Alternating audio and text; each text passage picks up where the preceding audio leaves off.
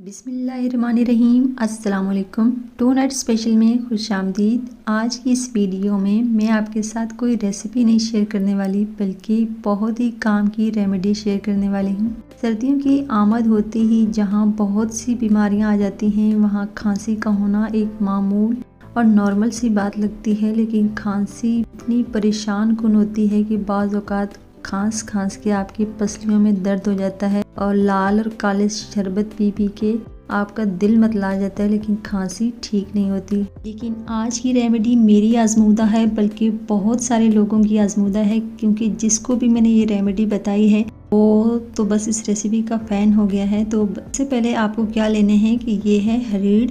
इसको सब्ज़ हरीड़ कहा जाता है। किसी भी पंसार या अच्छे स्टोर से आपको इजीली मिल जाती है। नाम तो इसका सब्ज़ हरीड़ है, लेकिन ये ब्राउनिश होती है, जैसे अखरोट का कलर होता है उससे भी थोड़ी डार्क। इसमें हम डालेंगे 1 पाव दूध। मिट्टी के प्याले में हम इसे ओवरनाइट भिगो के रख देंगे। अगर आप एक फ़र्द के लिए रेमेडी बनाना चाहती हैं तो सिर्फ 2 दाने आप हरीड़ के लें। आपको ज़्यादा दाने लेने की ज़रूरत नहीं है, क्योंकि ये इतनी इफ़ेक्टिव है कि बस 2 दाने से ही आपको आराम आ जाएगा। लेकिन मुझे ये 2 लोगों के लिए बनानी थी, तो इसलिए मैंने 4 दाने लिए हैं और इसे हमने ओवरनाइट भिगो के रखना है। अगर आप गर्मियों में बना रहे हैं तो आप इसे फ्रिज में रख सकती हैं, और अगर सर्दियों में है तो फिर आप बाहर भी छोड़ सकती हैं। तो बस इसको हम हटा के इसको पीस लेंगे और जो उसकी गुठलियाँ हैं वो सेपरेट कर लेंगे।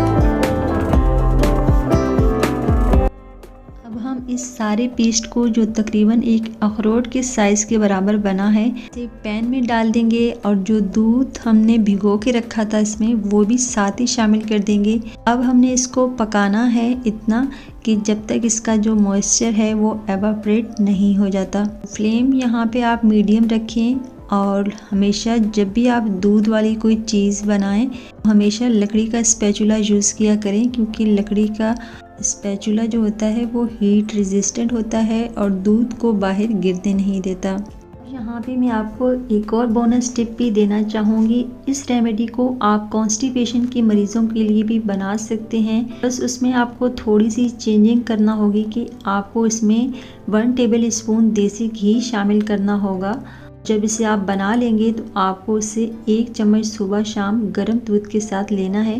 कॉन्स्टिपेशन के लिए भी बहुत ही ज़बरदस्त रेमेडी है, लेकिन आज मैं चूँकि इसे बना रही हूँ खांसी के लिए, तो वो ही आपको रेसिपी दे रही हूँ। तो पानी ऑलमोस्ट खुश्क हो चुका है। इस पॉइंट पे हम इसमें गुड़ डालेंगे। आप अपने टेस्ट के अकॉर्डिंग ज़्यादा डाल सकती हैं, लेकिन मैंने सिर्फ 1 टेबल स्पून डाला है। तो पानी यहाँ पे ऑलमोस्ट खुश्क हो चुका है। इसमें आपको कंटिन्यूसली चम्मच हिलाने की ज़रूरत नहीं है। वक्फे वक्फे से आप इसमें स्पैचुला को हिला सकती हैं। तो जैसे ही ये सारा मॉइस्चर एवापोरेट हो जाएगा, हमारी रेमेडी बनके बिल्कुल तैयार है।